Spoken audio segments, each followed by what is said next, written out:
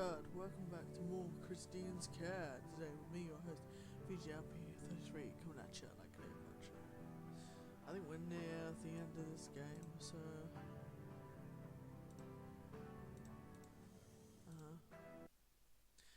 let's continue, shall we? What were you thinking? I suppose I wasn't. Hannah winces as she tries to adjust her grip on the tissues atop her hand. Here, let me help. I draw closer to the bed and hold Hannah's hand firmly in my own. Well, I'll just try and think of a better cover story next time. You know, you're really to blame for this. Oh really, and how come? If you weren't so damn good, I wouldn't have screamed to begin with. A familiar smile returns in all its glory. All I can do is in response is laugh and shake my head. Hey, help me cover my ass. I'd rather not have Doris asking me why I sleep with only a shirt on. Yeah, I think that's for the best. The task of covering Hannah's lower half is thankfully completed by the time Mrs. Hayes emerges from around the corner. We tend to Hannah's wound and bandages in a tightly round wrap. Once finished, Doris snaps the kitchen and looks directly at me. Miss Adams, may I speak to you for a moment? Of course, Hannah, I'll be right back. Doris said, this won't take long, just a quick word is all. It's all right, Hannah, like I said, I'll be right back. I follow Mrs. Hayes into the hallway, watching as she slowly shuts the door. She takes a few steps away from Hannah's bedroom before she begins to say what's on her mind. Now, I need to know, was Hannah telling me the truth in there? Yes, Mrs. Hayes, she simply slipped when reaching over and cut her hand in the process. You sure? Yes. I hate to lie to her like this, but what am I supposed to do? If I said something like that, I'd definitely be fired for my job. And why was the door locked when I came up? Because she wanted to have a little private, tentative talk with me. About what? Gilda. My simple answer makes Mrs. Hayes temporarily pause in her line of inquiry. Oh. Yeah, we talked for some time, and I think she's starting to come to terms with it. That's good to hear. I want to apologise to you, Miss Adams. Mrs. Hayes, there's nothing to apologise for. No, there is. It's no secret how I felt about you these last few weeks, but I see now that you have nothing but the best intentions for her, and for that both me and my husband are grateful that she has you by her side. I'm just concerned because of what? Oh, it's nothing. I'm sure she's alright. Just make sure she's alright, will you? I will. Thank you. Good night, Miss Adams. Good night, Mrs. Hayes.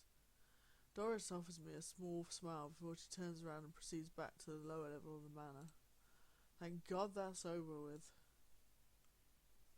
I enter Hannah's room and I'm happy to see the joy on my lover's face. So what did the artist want to know?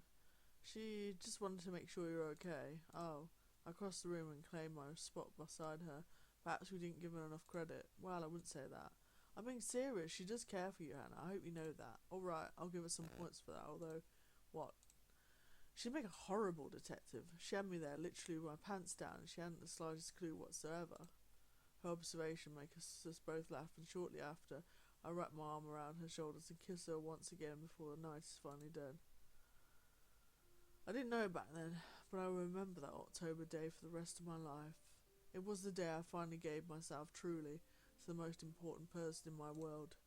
The autumn leaves swayed on the tree outside, a tapestry of deep reds, burnt oranges and golden yellows. They caught the late afternoon sunlight, casting a warm glow into the room and framing everything in shades, and it felt so fitting for what I felt inside, something as vibrant and new as the colours outside. My gaze shifted to Hannah's eyes. Those brilliant shades of blue and green that always seemed to hold their own depth, like a landscape of possibilities I wanted to get lost in. She looked back at me, the faintest smile in her eyes, as if she was seeing into a part of me that no one else could reach. Everything around me felt more intense, sharper. Every breath and heartbeat was magnified. There was this palpable energy, like the room itself was filled with it. It wrapped around us, an invisible force binding us closer. In that moment I felt like myself, perhaps for the very first time. I was free from any mask or hesitation, alive, in a way I'd never known I could be, every part of me awake and grounded in a reality that felt unshakable. I'll never forget that October day, the day I finally found out what I love, what real love feels like. This feeling that felt as if it had been waiting for me, just waiting for us to come together. I'll forever remember that day and what happened in the weeks after. Woo! Hannah's heart engine unlocked. Good. Christine confirmed that Hannah's her girlfriend when confronting Eric. Christine encouraged Hannah to pursue her singing career, refused the first kiss from Hannah, and Gilda is dead. Hannah's heart ending. The days following our night together are bittersweet. Hannah's sadness and lingering doubts remain ever present, casting a shadow over her spirit. Yet when she's with me, it's as if she finds just enough strength to keep moving forward. Her smiles, though fleeting, feel like small victories, fragile glimmers of the vibrant person she once was. I can see by the effort it takes for her to push through, and it only deepens my resolve to stay by her side. By this point, Hannah is my only client, and day by day I'm mustering up the courage for the call we're done it needs to happen. I'll go for a run first, get my blood flowing a little bit. Once I finish, I may shower, I'll call. With a plan now in mind, I put my work out attire and step outside, enjoy the fresh morning air. The land surrounding the manor is a remarkable sight. I get to enjoy the scenery as I run between rows and rows of planted trees. A gentle breeze runs through my hair, and I maintain a steady pace and rhythm for my routine jog. Nowadays, I prefer to spend more of my time at the manor than back at home, a change I'm more than pleased to welcome into my life. Everything is perfect, absolutely perfect, and then it isn't. I feel a sharp pain in my chest, one that makes me instantly slow my pace to a simple stroll. It's okay, Chris, you just push yourself a little too hard is all. Yet the more I try to quell the pain, the worse it seems to get. What's happening to me? Why won't the pain stop? My knees start to shake, and before long I lose all sense of balance and crumble to the ground. My breathing grows more and more difficult by the second as I lie there with tired eyes. The branches sway and rustle above as my vision begins to fade, then there is only darkness. When I finally awaken, I'm discovering I'm no longer beneath the shade of trees. I'm lying under a blinding light. I raise a hand to shield my eyes and find an IV drip taped and plugged to my veins. Hey, look who's finally awake. I shift my gaze to the direction of her voice. What happened? You were gone for some time, so Doris went looking for you. We found you passed out in the backyard. It's a good thing you stuck to the main trail. Recalling the pain that once afflicted my chest, I instinctively pressed the palm of my hand to the spot in question. I remember my chest. There was a sharp pain, and Hannah reaches out and carefully places a palm over my hand. The doctor said you have he called it dilated cardiomyopathy. What? Your heart had trouble blood pumping properly and you fainted. Is it bad? I know something is wrong. A minute, Hannah hesitates to answer. It's not good, Chris. I don't know the exact details, but they said it's only get worse unless you find a donor. The news hits me like a freight train, and for a moment I feel as if I'm back in the forest struggling for air. It's all right. Hey, look at me. Hannah leans over the rigid armrest of her wheelchair, resting her arms on the edge of my bed, all to gather my attention and slow my breathing. I'm here, Chris. You hear me? I'm right here. But as hard as she tries, my nerves refuse to settle, and I start to shake like a frightened child hiding beneath a blanket. Hannah, just breathe, Chris, breathe. I don't want to die. That won't happen. We'll get through this, I promise. As sincere as her statement is, I know it won't be that simple. In my predicament, in order for me to live, someone else has to die. Eventually, the doctor comes by and checks on me and reiterates what Hannah told me earlier. I spend the rest of the day in the hospital, accompanied by Hannah and Miss Hayes. Tests are done to confirm my blood type before I'm placed on the waiting list. That pretty much sums up my stay for the remainder of the night. Hannah does her best to keep me distracted, offering to play cards, making up stories about strangers passing by, and holding my hand whenever a stepmother leaves for another cup of coffee. Eventually, though, Mrs. Hayes and I convince Hannah to go home and get some proper rest, a factor she, at least, has some control over. I can tell she wants to hold me one more time and say goodbye in her own way. She does, even if it's left to small gestures, as Doris pushes her chair behind the curtain. They leave me on my alone in an isolated cubicle. The only thing I have to remind me of her is a pack of playing cards she left on the nightstand. They're a cheap set, but that doesn't matter, they're hers, and for me that's enough. And so I fetch the pack and hold it close to my troubled heart. I lie there for some time, playing around with invisible bluffs, wondering what my chances are and if the odds are stacked against me. Eventually I'm left with no choice but to bow out of the game and let my eyes close to the lowly lit barrier around me. Light spilling in from the hall. Rest finally comes, this time by my own volition. Next day the doctor drops by for a brief visit before giving me clearance to leave. It's an option I quickly take advantage of as I change into my clothes. It's nice to abandon the hospital gown for the fresh shirt and pants that Hannah makes sure to bring when she and Mrs. Hayes return to pick me up. Our trip back to the manor proceeds in absolute silence, a silence that is nobody's fault. After all, what do you say to someone the day after they learn their life expectancy has been cut drastically short? At least with a terminal diagnosis, you have a rough estimate of when the final curtain call will fall. At least I can enjoy the years I do have in full, but with my condition, my heart will eventually fail. As for when, even the doctors couldn't give me a solid answer. All he could say was sometimes it's not an issue, while for others that isn't the case. Soon Doris reaches the final stretch of our journey back, the all too familiar sight of trees lining both sides of the driveway passing in by regular intervals. I'm home. An automatic thought first surprises me, then brings some comfort to my anxious mind.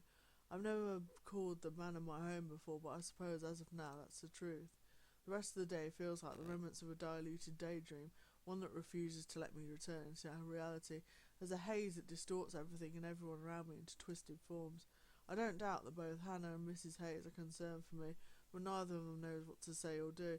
By the time Hannah decides to break the stifling silence, we are seated by the fire pit in the backyard. Do you feel any different? You could say that. Do you want to talk about it? I make myself clear on the matter with a terse shake of my head. Okay, we don't have to do that then. We won't have to do anything today except try and relax. Long before Mrs. Hayes steps out from within the manor and approaches us with a tray of drinks. I hope you two are thirsty, because I made everyone a patch of lemonade, Hannah. Yes, count me in, thank you. You're welcome. You, Miss Adams? I briefly gazed in her direction and, not wanting to be rude, accepted a glass. Thank you. So, is there anything I can get? Perhaps we could start a fire and whip out some marshmallows? Doris, what? You going to tell me there's an age cap on marshmallows now? It's not that, it's just... Well, this will only take a moment. Miss Adams, could you give me a hand bringing out some refreshments? Truth be told, I'm not in the mood for anything, but I am taking a guest in her home. Just get up, Chris. Just help her. Do something fucking useful today. Yeah, sure, I'll help. Wonderful. We'll be back in a moment, dear. Smooth, Doris, smooth. Yeah, you two go grab some refreshments. I'll just be sitting here in a chair with a half-charged battery, not like I'm going anywhere. Oh, don't be so dramatic. It'll only be a moment and then we'll be back before you know it. It's pretty obvious what Mrs. Hayes wants. I shrug my shoulders while Doris isn't looking, a small gesture that lets Hannah know I'll be fine. The improvised covert meeting takes place in the kitchen, giving us a clear view of the backyard and of Hannah, who sits by herself. Oh yes, I know I'm not good at this, but I think we need to talk. I had a feeling. What I said to you a couple of days back, I wanted you to know I meant it, Miss Adams. I know, but I will understand if you need some time away. Hannah's father is aware of the situation, and we both agreed it would be unfair for you to watch over Hannah with your current condition. But what about Hannah? I think she would understand better than anyone. I can make the call tomorrow if you want. Your boss is already aware of what happened yesterday, and she seems more than willing to accommodate you if need be. For the first time, Mrs. Hayes shows me expression of utter concern and sincerity for my well-being. Just think about it, Miss Adams, and when you're ready, we can continue this discussion later. Mrs. Hayes gathers a bag of marshmallows from the cupboard along with some chips, crackers and chocolate bars. After dividing the goods between us, she speaks once more. You ready? Yes. Good. Leading the way, Doris retraces her steps back towards where her stepdaughter sits waiting. Took you guys long enough. Was beginning to think I'd have to resort to eating my own feet. Hannah. What? It's not like I'd feel it. It's still not funny. Note taken. I'll be sure to apply that lesson to our next session of comedy, old wise one. There's some days I question what goes on in that head of yours. You and me both. Hannah adds a playful wink to her cheeky moment. What were you talking about? Oh, just confirming some details is all. Nothing important. Now, who wants to make some s'mores? I can tell that Hannah isn't buying Doris's story, but surprisingly she chooses not to pursue the matter with her any further. Instead, she simply smiles and looks at me with her caring eyes. Wow. Time to start a fire. The latter part of the evening is as joyous as it can be under my current circumstances. I try my best not to affect the atmosphere with my down mood, but that's easier said than done. Thankfully, Hannah is there to carry the mantle of entertainment provider. Doris stays for a little while, but eventually she seeks the comfort of a glass of wine and feel of a paintbrush. She excuses herself to go fulfill her immediate desires. Hannah and I watch as Mrs. Hayes carries the majority of the leftovers back into the kitchen. Then we turn our gaze back on the crust, the crackling fire. Chris, yes? Are you leaving? I don't know what to do. Do you still want to be with me? I do, but I also don't want to hurt you. I don't want to be the cause of more pain in your life, Chris. Hannah wheels herself closer to where I sit. You once said that you'd always be there for me, remember? I nod my weary head. Then know this. She reaches out her hand and grabs hold of mine. To spend another day not by your side would hurt me more than all the shit you're worried about. I love you, Christine, and I never want any of us to be alone ever again. And I love you, Hannah. But in the end, a path with me will soon be one you'll be forced to travel alone, whether you want to or not. Don't say that. You don't know that. There's still a chance a donor will show up. Only if time permits it. Hey, you're not allowed to be the depressed one. That's my job. A joke for once fails to make me laugh. And that, I think, gives her more cause for concern than anything else. Why? Why put yourself through all this? Because you love me. That same love is destined to break your heart the day mine gives out. It will no longer have a pulse to be heard or felt. No, I can't do that to you, Hannah, not after everything you've already been through. Hannah's hands and her lower lip began to quiver uncontrollably. Hannah, please try to understand. Suddenly she lets go of my hand and retreats back into the worn-out seat of her mobile chair. Don't try to tell me what I should or shouldn't understand. You're going to leave me just like everyone else. You know what? Go. Fucking leave if that's what you want. But don't try to pin your fears and insecurities onto me. I would have stood by your side to the ends of the earth. So don't you dare say you're doing this for me. And before I can try to make amends, Hannah is already vacating what remains of our desolate campfire. Her wheels creak and groan as she struggles to manoeuvre between the benches. Hannah, just let me help you. No, I don't need your help. The manner in which she snaps at me makes me freeze in my tracks. My heart begins to ache anew as the guilt sweeps over me. If you don't need me, then I don't need you. Now with her wheels no longer held up by the frame of the bench, Hannah settles on a direct course to the manor ahead. She tears up patches of grass as the wheel spins frantically from time to time. Mrs. Hayes, no doubt having heard some of what was said, watches on with both worry and concern. Hannah, please, let me explain. I don't want to leave, not like this. Unfortunately, it looks as if I won't have a say in such things. Long after Hannah has retreated into the inner workings of the manor, I too take my leave of the dwindling fire. I almost leave at night, but Doris convinces me to stay and rest. Hannah refuses to emerge from our room, even when Mrs. Hayes checks to see if she wants any breakfast the following morning. All I hear from her is "go away," a clear and simple statement. After staring at a full plate for a little over 10 minutes, I begin to think I should have passed on the offer as well. Doris, at least, is understanding and remains as amicable as ever as she clears the table. I wish I could have left the manor under better circumstances. I wish I knew what to say, but I don't. Nothing is easy, not anymore. Returning to my empty flat is surreal. It's like visiting the neighbourhood you once traversed as a young child.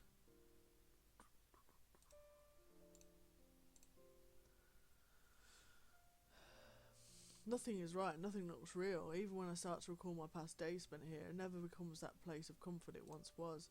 Donna takes the details of my call rather well. She's more than willing to help me in any way she can. Claire will be assigned to Hannah once again while I figure out what I'm going to do. Days turn into weeks, and soon a month and a half comes and goes like the passing of seasons. It's a change so slow and gradual, I barely notice it happening at all, and not once do I receive the call I want and need to hear the most. This is my life now. Luckily, I have some savings I can rely on for the time being. What I'm going to do once that starts running low, I have no idea. Perhaps it won't matter by then, perhaps. Fuck you, it's not supposed to be like this. You're not supposed to dangle the thing you want, I want more than anything in the world, and then just take it all away. Fuck you, whoever may be listening. My anger begins to boil, and before long I've adopted the practice of meticulously smashing every plate and bowl I can find stored in the cupboards. There's no rhyme or reason to my actions, and I don't think I'll be able to find the words to express how I feel in that moment. Of course, there's nobody around to tell in the first place. Soon my kitchen floor is covered with the wreckage of a million broken shards, a mass grave of mutilated and heavily overpriced kitchenware. The disorganised mess brings me no satisfaction as I gaze over the carnage. Then my phone begins to ring. I don't really like talking to anyone, but I also have nothing else to do, and so I fetched my phone off the counter before walking into the living room. Hello? Hello, am I speaking to Miss Christine Adams? Yes. Well, I have a fantastic news. You have a fresh heart waiting for you. The news takes me completely by surprise, and I'm unable to speak in turn. Hello, Miss Adams, you still there? Yes, I am. Thank you. I don't know what to say. You don't need to say anything, Miss Adams. I scramble to gather my belongings as our doctor relays me to the sign slot for my surgery. It's to take place in a few hours, and this is an appointment I have no intention of missing. After too many thank yous to count, I hang up the phone and immediately begin to cry. The tears of joy of a life permitted to stay a little longer run down my cheeks. Hannah, I need to call her. I need to see her. I wait eagerly for her to answer as I run out the door towards my car. I was sitting in the parking lot, but it soon goes straight to voicemail, and though it's not what I would have preferred, hearing a recording of her voice is enough to satisfy me for now. Hannah, when you get this, call me back. They found someone. They found a donor. Just call me when you can. I love you. With the message delivered, I leap into the driver's seat, fasten my seatbelt, and waste little time vacating the premises. The road ahead is clear as day, with a horizon that is finally beginning to look a little brighter. I arrive at the hospital with plenty of time to spare, and I'm quickly prepared for the operation ahead of me, and then it is time. At this point, I have left messages for both Mrs. Hayes and Donna as well. Neither of them managed to get back to me before I'm called in. Although, to Donna's credit, as I later learned, she did try to call me back, I was already in the process of being carried off by the surgeons by the time she received my message. As I'm wheeled away, the drugs begin to take hold, and I soon drift off into the void once again. Waking up from such an event is peculiar. I feel as if the whole thing has only taken a few minutes, when I know perfectly well that is not the case, and unlike last time, it is not Hannah who I found waiting by my bedside, stirring from my rest. Hello, Chris. Donna? Yes, it's me. Is Hannah here? No. Chris, how are you feeling? I feel wonderful. My answer triggers an odd reaction from my bedside guest. Instead of joy, I see a slight pang ripple across her countenance. Donna, what's wrong? It's Hannah, Christine. She's gone. How long has she been missing? She's not. I mean, she's gone, Chris. The full meaning of her words finally sink in, and the weight is more than I can bear. No. The pain written on Donna's face says it all, no matter how many times I sit there shaking my head. No, I just called her in. No, I'm sorry, Chris. I'm so sorry. Donna tries to comfort me, and offer I keep rebooting, hoping that it will somehow make things right, that it will make things the way they were supposed to be. Chris, it's okay. Soon she holds me in her arms as tears run down my cheeks once again. I'm here for you, Chris. I'm here. I don't know how long I cry for, but by the time the tears begin to recede, I'm completely drained of all energy. Donna makes sure I'm taken care of throughout the early hours of the morning. A few more hours pass after that before Donna sees fit to breach the subject once more. Chris, Hannah struggled these past few weeks. Claire did her best, but the depression set in, and, wow, perhaps this might help explain things. She retrieves her laptop from her jacket, and she slides her seat closer to my bed. She sent me this by email yesterday, a few hours before I heard your message. It's not easy to watch. Just show me. All right. Donna tilts the screen towards me and presses play. A video commences, one made by Hannah herself. It is clear that she had been crying before starting the video, since she continuously wipes her nose on her sleeve. Donna, I need you to say this with Chris when you get the chance. And Chris, if you're watching this, I'm sorry about how things ended between us. I'm sorry that we couldn't spend a lifetime together. I'm sorry, but at least in this way we can change that. Honestly, what were the chances that I'd be a match? I still can't believe it. It feels like fate, doesn't it? Thank you for giving me the best year of my life. Your love, your presence made me... She sniffs and clears her nose with her hand, a gesture I've seen her do several times. This, however, would be the last time I'd see her do it. All I wanted to say is I love you, goodbye. The video comes to a close as the pieces start to click into place. How did she know that we were compatible? Did she perhaps overhear my results from last time? Oh no, Donna wouldn't have helped her with this, not like that. And even if she had, she'd never admit it. My thoughts raced, fumbling over one another, unable to make sense of what I've just seen, or rather unable to accept it. They found her hanging beside the elevator. She was already unconscious by the time Doris managed to cut her down. They rushed her to the hospital, but she had been deprived of oxygen for too long. Her brain had suffered too much damage. I'm sorry, Chris. Nothing is the same anymore. Nothing can ever be the same again. And that realization cuts deeper than any wound. It will be a long time before I can gather the strength to visit her grave. before I can truly say my goodbyes. And sure enough, weeks later, I make that visit, a dozen violet flowers in hand. They are her favourite after all. I stand before her tombstone, her heart still beating within my chest for as long as I need. To grieve, to remember, to let go. Were we not meant to be together? Is that the reason her heart is now my own, perhaps? It doesn't make the loss any easier to bear. I would trade anything at all, just to have her back beside me, to hear her laugh again, to feel her warmth. A flood of memories sweeps over me, her laughter echoing through the kitchen as she playfully teased Doris, the serene moments we shared watching the sunsets, the way she let me hold her close when she was feeling down. I can almost catch her scent, see the gentle scatter of freckles across her cheeks, and lose myself in the depths of her beautiful eyes. Her voice is singing. How I wish I could hear it again. I can still picture her sitting with a guitar, her fingers dancing over the strings as she sings just for me, like that magical evening at the manor. For a brief fleeting moment, I swear I can feel her presence beside me, as if she's still there, still watching over me. The air around me is warm, comforting, as though her love is still wrapping me in its embrace. Hannah, if you can hear me, I'm sorry. I wish you were here instead of me some days, but I know you wouldn't want that. So, my angel, I will try and live the remainder of my years, however many you have given me, to the fullest, I promise. It's not clear that we have... Do we have, like, Hannah's heart in our chest now? I'm not sure. It doesn't really make it clear, does it? I love you, Hannah, always have, always will. As I stand there, my fingers brushing the cold stone of her grave, I feel the weight of her love deep in my chest, stronger than anything I've known.